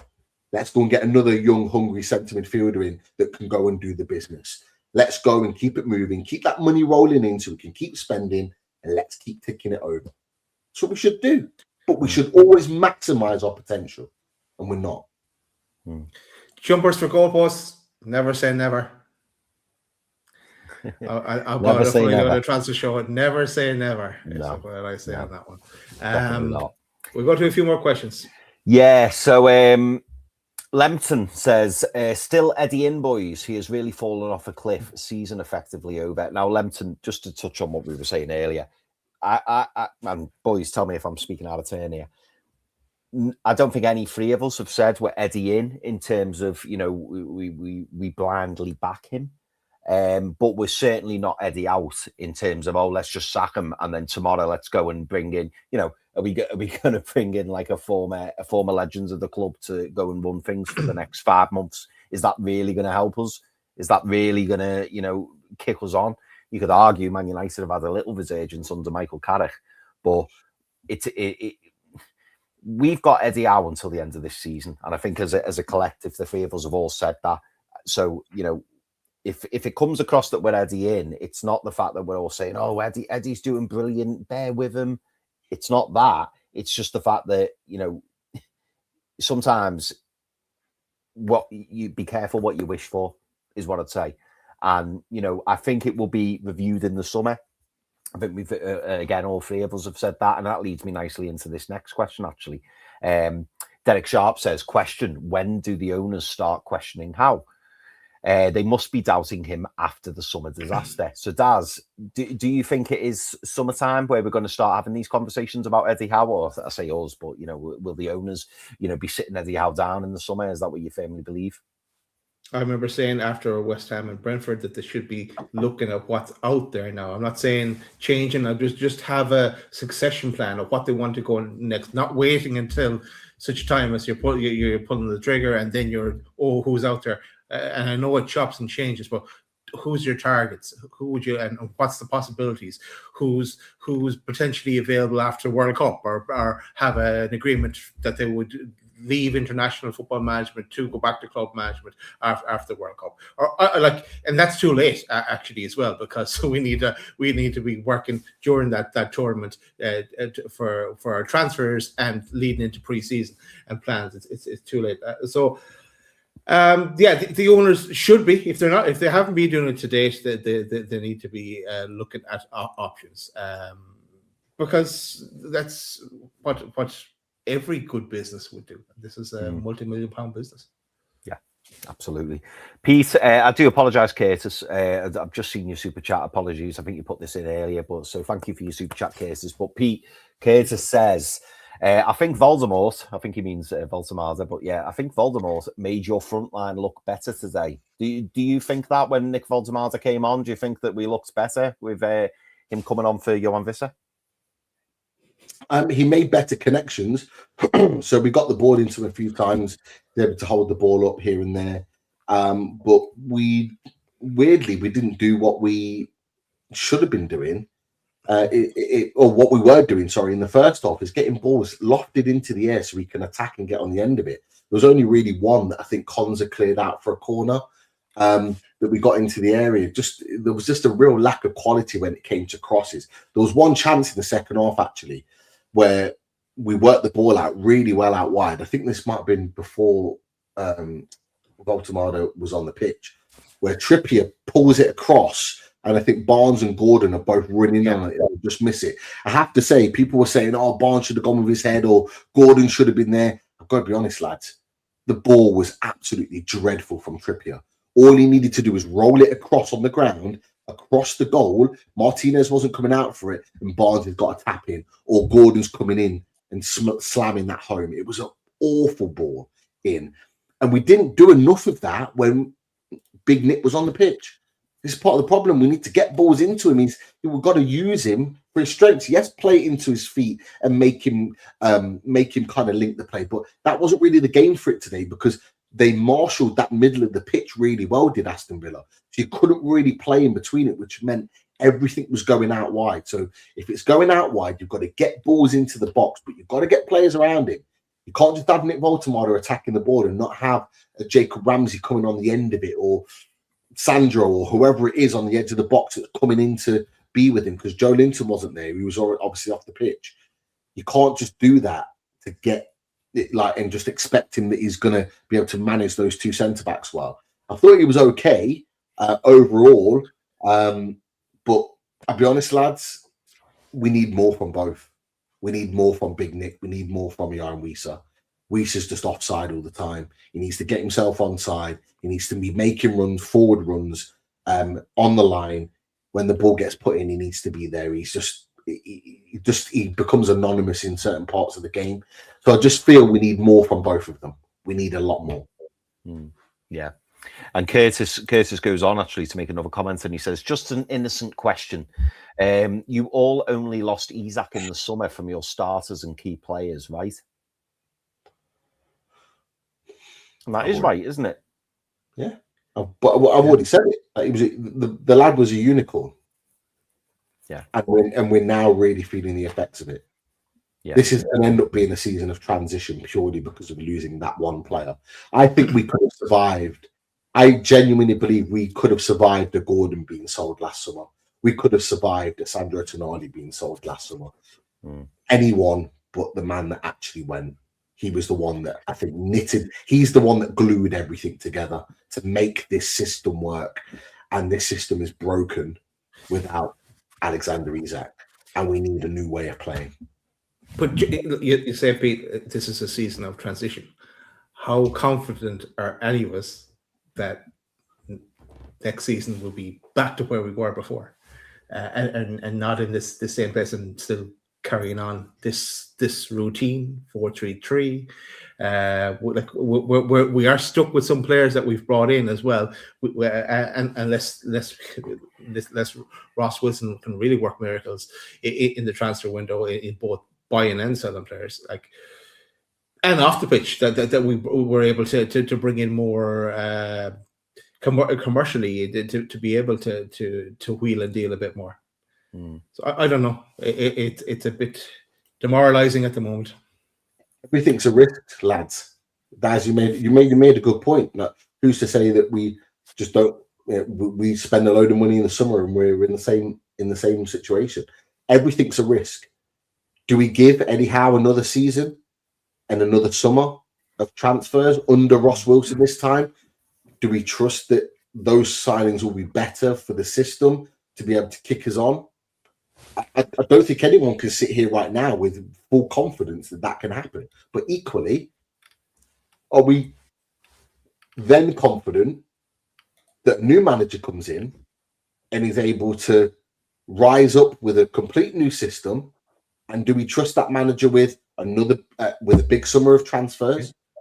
And that system then doesn't work for some players, because this manager might come in with a new system, but all of a sudden Bruno Guimarães doesn't fit into that system and doesn't play as well, or Harvey Barnes isn't as effective, or a Sven Botman doesn't quite work, or I'm just giving examples here. And then all of a sudden big changes then have to make there, and then next season becomes a bit of a transition. And this is why I said the story. And this is my point. It's easy to say, get Eddie Howe out, get him gone, get him out of the club, this, that, and the other. Everything could be nice and rosy when he leaves the club, and we'll have this new manager with new tactics, and it'll all start again. It don't work like that.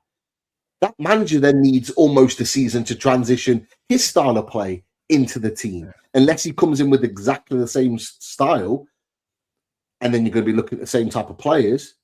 So then you're like, well, we've just got a manager that's gone, who knows the club inside out, that's playing the same way.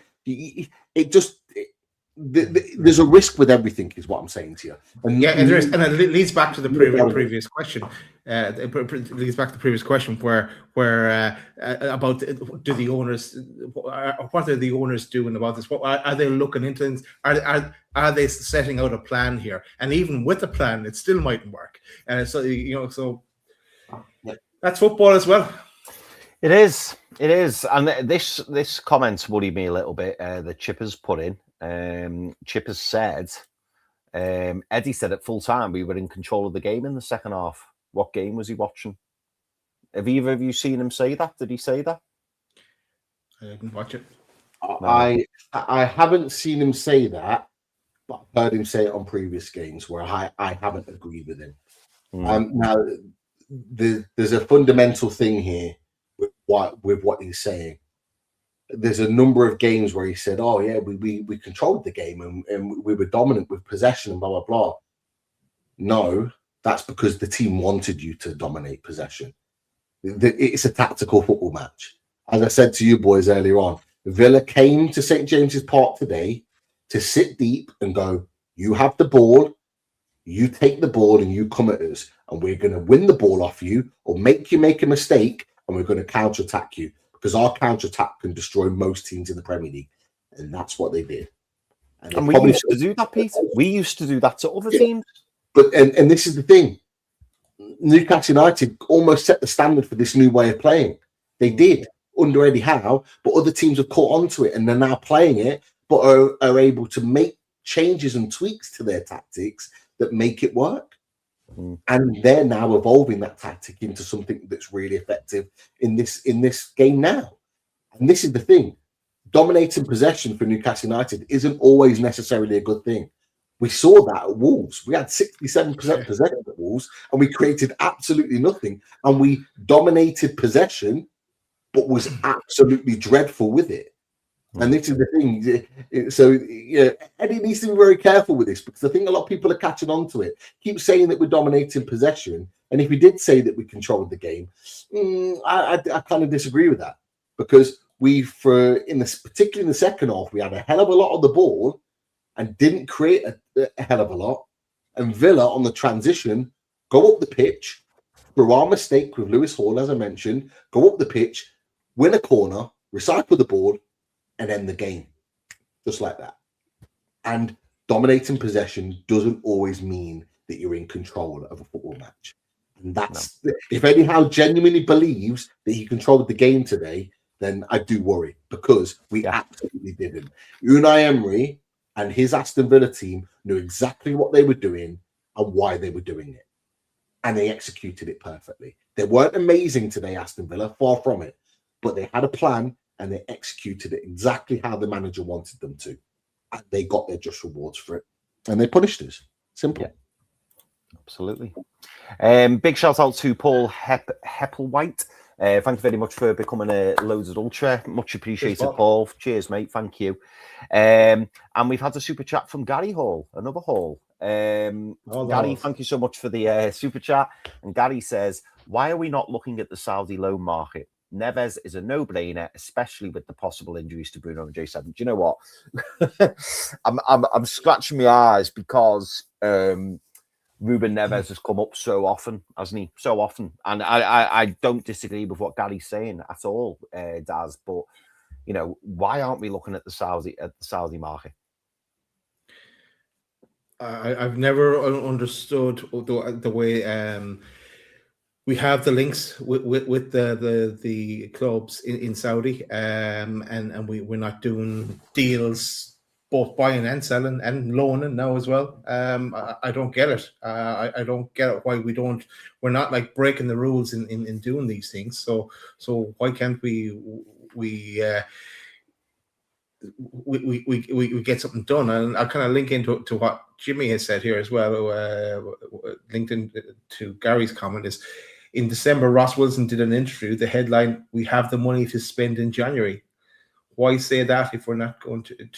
So this whole January transfer market is just a mystery. I get waiting if you have only so much money that you're willing to spend in January, that you wait until you see what injuries, what's the most position that we need to strengthen in coming into that last week. But shutting it down on its head, it's kind of like it is kind of like writing off the season in a way. So I just don't get it. No. A few comments to finish, boys, or a few questions, should I say. Great to see Fumby in the chat. Hope you're well, Fumby. Fumby says, 4 of the best years and a little bit of turbulence, and it's all done. The owners need to question themselves. Sacking Howe won't open up PSR. What are your thoughts on Fumby's comment there, Pete? Yeah, me and Fumby chat all the time about Newcastle. Sometimes we agree, sometimes we don't. It's all part and parcel of the conversation. But he's absolutely right. You know, it makes us laugh, because me and Fumby kind of talk about this, because we sort of see comments on socials or in the chats that we're in, and that people are saying, you know, go and get Luis Enrique, go and get him from PSG. That will solve all our problems. And it's like, there you go. Luis Enrique's never coming to Newcastle United. We don't have the PSR headroom and the funds to be able to strengthen like PSG have. You think he's going to leave a comfortable position in being able to sign pretty much who he wants on whatever wages they want, and have one of the strongest teams on the planet to come to Newcastle with our PSR headroom and problems? Like, it ain't happening.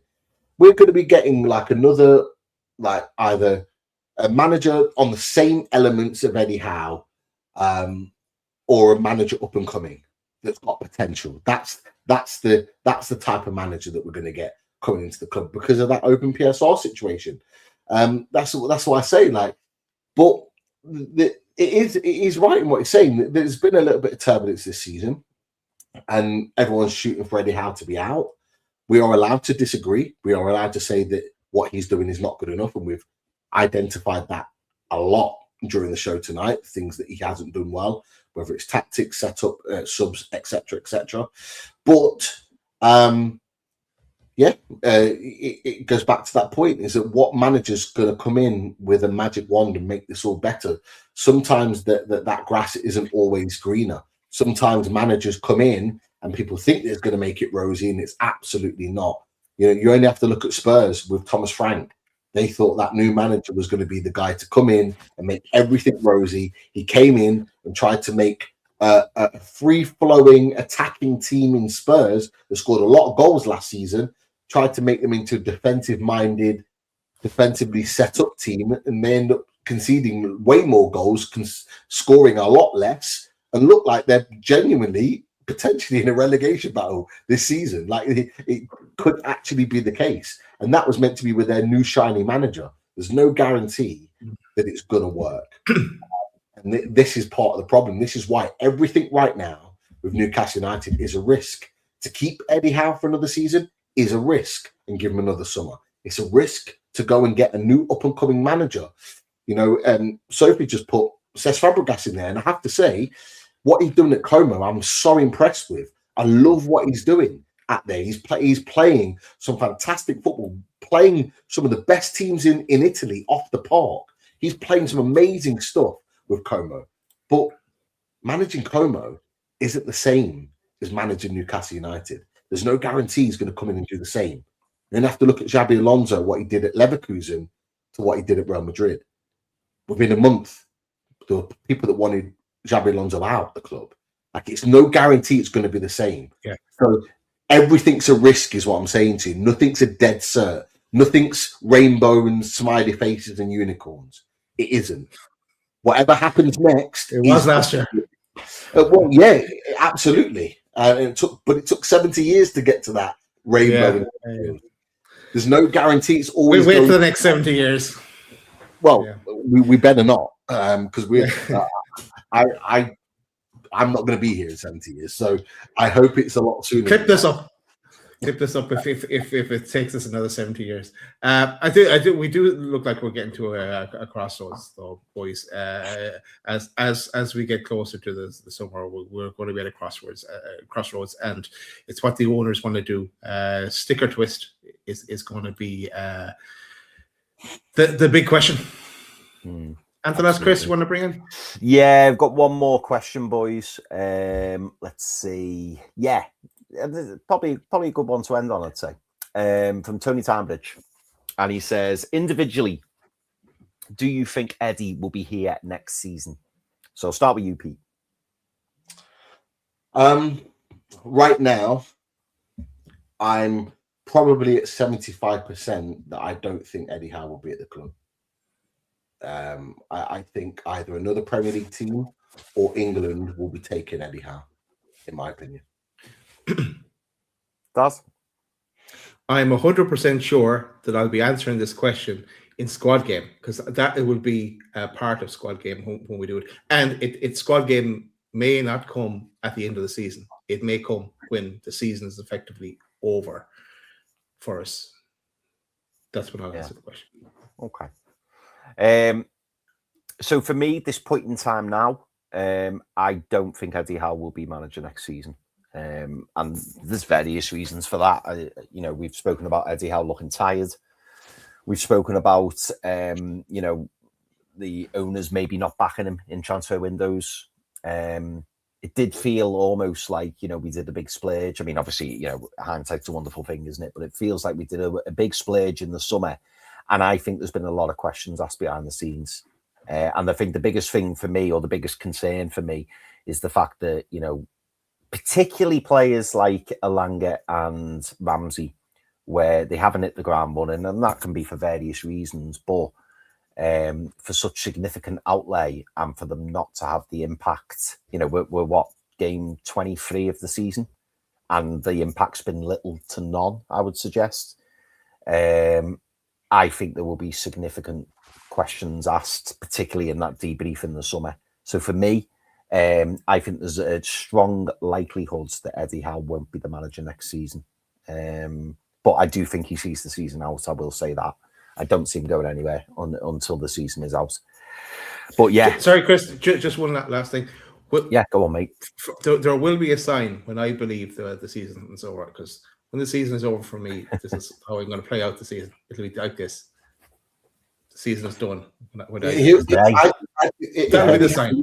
If Eddie Howe leaves, I think that's where he'll end up. I think there's a high chance he'll end up at Man United. I genuinely believe it. Do.